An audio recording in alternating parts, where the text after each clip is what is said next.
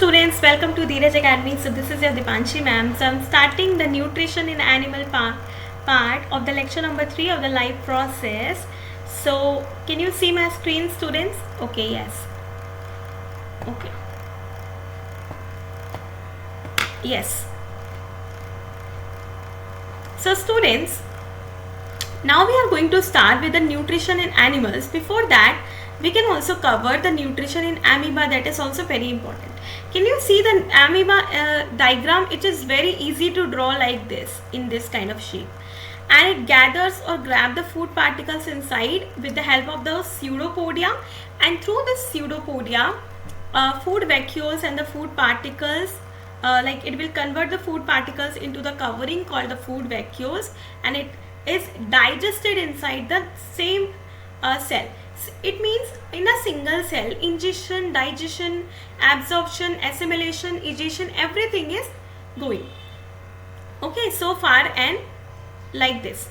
So now we will talk about the nutrition in humans. Basically, it is a very important topic for the life process for the grade 10th students. So please notice, can you see the diagram here? The diagram of alimentary canal, it is given that here is our mouth, also called as the buccal cavity, where the salivary gland secretes saliva, where the starch digestion occurs, 30% of the starch digestion occurs, and then the esophagus, that is called as food pipe. And after this, it will go to the stomach part, and then the pancreas will release the pancreatic juice that will make it alkaline, because the food will be acidic in nature in the stomach because of the presence of HCl acid in the stomach. And after that, it will pass into the small intestine, this region, and for the maximum water reabsorption that is going to take place in the large intestine, and finally it will move through the rectum, the undigested food. So the alimentary canal contains a buccal cavity, esophagus, stomach, small intestine, large intestine, rectum, anus. Associated glands are also there, as I told you, the pancreas, that is a mesocrine gland, that also secretes the hormone as well as the pancreatic juice. Salivary gland, it has 3 pairs. In the 3 pairs, it secretes the salivary, it secretes the saliva which contains salivary amylase enzyme. Okay.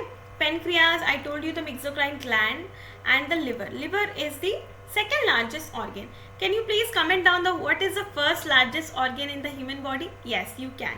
So can you see the digestive system diagram here? The components are given, and you can draw or practice this diagram, okay, through our diagram series. Okay, I will also upload that video.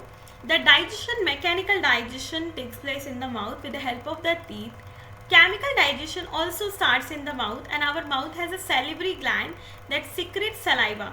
Saliva contains salivary amylase enzyme that breaks down the starch into the simple sugar. Okay. Now next, digestion. We will talk about the digestion. The food becomes so soft and the tongue pushes it through the esophagus pipe, where the peristalsis movement takes place.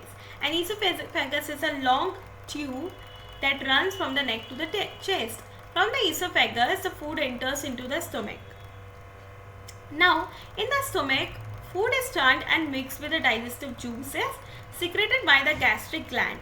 The gastric juice includes pepsin enzyme, hydrochloric acid, and the mucus.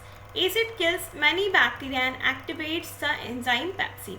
Mucus protects the lining of the stomach, and the pepsin enzyme breaks down the protein into the simpler substance, right? This is how the protein digestion takes place inside the stomach. In stomach, food changes to chyme. Chyme is called as, like when the food is mixed with the acid, it is called as chyme, and then moves to the small intestine. The small intestine is longest part of our digestive system. Its wall also secretes digestive juices and receives secretion from the liver and pancreas. Okay. Now next, liver secretes the bile juice, that is very important for the digestion of fat. Bile juice helps in the emulsification of fat. Always remember, the liver secretes the bile juice, but it is stored in the gallbladder. Pancreas secretes the pancreatic juice that contains trypsin and lipase enzyme. Trypsin help in digestion of protein and the lipase helps.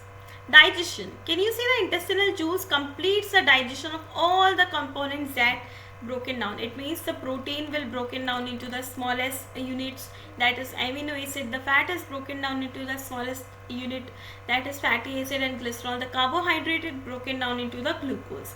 So all these things basically unite to form a complete digestion. But what happened to all these things? Yes, it will be absorbed. Okay, the absorption of the digested food material takes place in the small intestine. There are tiny finger-like projection called villi on the surface of small intestine. See, the villi looks like this.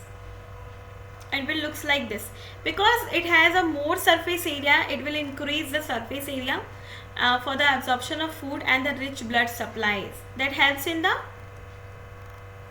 better digestion. That I will write. Yes. Now the next part and the last part is egestion. So absorption of water and some salt of undigested food material takes place in the large intestine. Solid waste move to the last part of the large intestine called rectum, and the fecal matter removed from the anus. This is how the whole process of the human digestion takes place. So can we have a quick summary? So the summary is very clear. First, the food is being taken,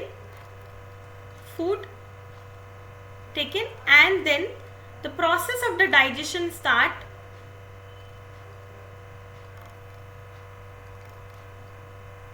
Right? And after that, absorption,